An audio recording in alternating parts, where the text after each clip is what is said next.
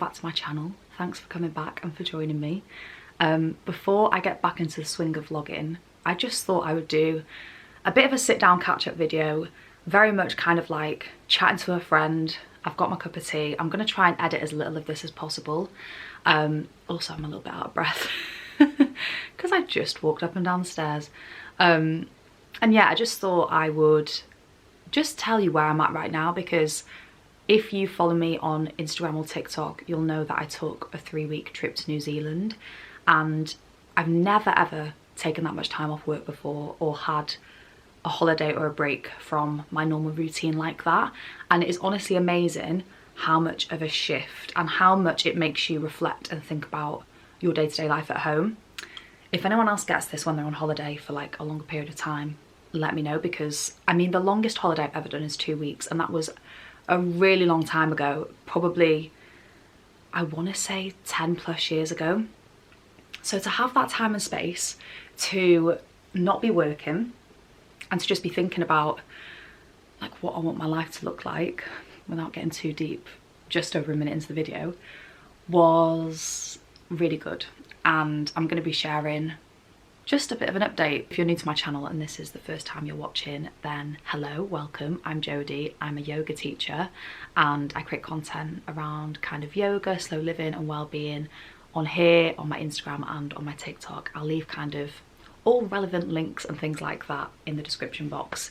So yeah, as I mentioned, I went to New Zealand for 3 weeks. It was just amazing. I don't think, like, most people that I speak to about it keep asking me what was the best part, and it's really hard to pick just one thing. I mean, we've got family out there, so the main reason for going there was to see them, like family we've not seen for so long, nieces and a nephew that we've never met because obviously New Zealand is so freaking far away. But yeah, we got to meet them, see them, have really good quality time with them. It was just really lovely. And kind of aside from that, it's really difficult to know like or pinpoint one thing or one place that stood out, because we just did so many amazing things. I did actually vlog the trip. I'm kind of undecided as to whether I'm going to upload it yet. Maybe you'll see a New Zealand vlog, maybe you won't. Let me know if you do want to see that content. But like some of the standout things are really small things. Like there's lots of little memories that, yeah, hopefully we'll cherish forever. So it was amazing. I highly recommend New Zealand. Obviously not the most practical place to go on holiday or go to. I feel lucky that we've got family there, and it kind of, well, definitely for me, gave me the push because it's Jay's side of the family.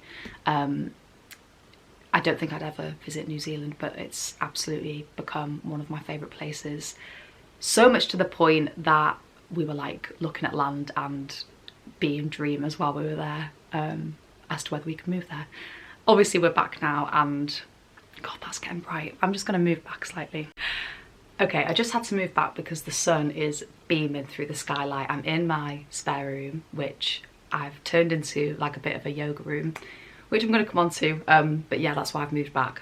Anyway, talking about New Zealand, the standout things that are kind of more touristy and relevant are the fact that we did the Hooker Valley track near Mount Cook, and it was a complete surprise when we got to the end that you'd have this like amazing view of the lake and Mount Cook, so that was really good. We also went to the beach near Mount Maunganui, and we climbed Mount Maunganui and then went in the sea, then we went in the hot pools. Like, one thing I just loved about New Zealand so much is the hot pools. The fact that in the winter you can just go to like rock up at your local place and pay like less than £10, use the hot pools. Like, it just feels, everything about New Zealand in terms of the lifestyle is exactly how I'm trying to live. A lot slower. They really do have a much better work-life balance. People just generally seem and feel more calm. Like, I could kind of sense that. You know, like when you go into a room and you can just sense there's this kind of energy of like busyness.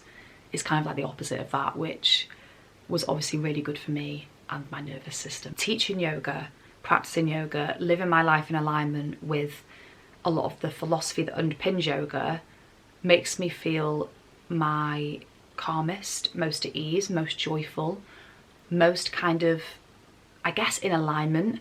And I've been self-employed for 6 months now, and I probably haven't done as much yoga as I thought I would have done. I've kind of allowed myself to stay small with it and just stick with what I know, whereas actually for me to become the yoga teacher that I want to become and help others in the same way and share what yoga's done for me with others, I need to step out of my comfort zone. And it was a really big realization that I've not been doing that. So I did, basically, this sounds a bit crazy, but I did a meditation on the plane back from New Zealand, and I guess I was just kind of at that point knowing that I wanted to pursue yoga more, but didn't really know where to start. Like, I was like, how do I build up people locally to me? How do I do this?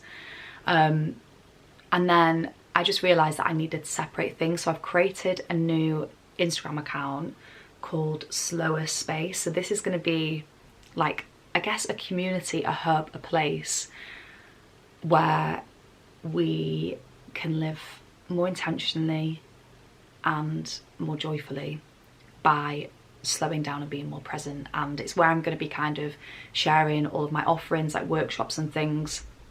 I've also decided I'm going to be doing monthly online workshops called Rest and Connect, where I'll have the opportunity to both rest and connect, because they're two things that I feel like help me thrive and feel like the best version of myself.